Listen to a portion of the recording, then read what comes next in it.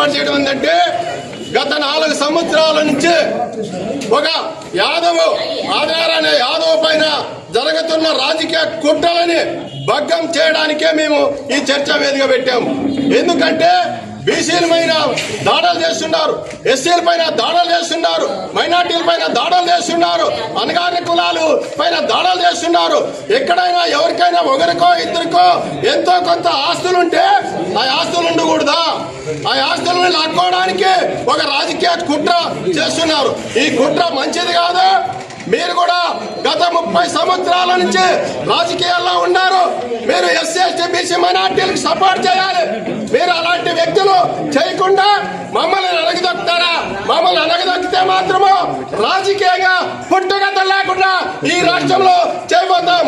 ఎందుకంటే SC ST BC మైనార్టీలు ఒక చైతన్యం అవుతున్నారు. ఇప్పుడిప్పుడే పరిజ్ఞానం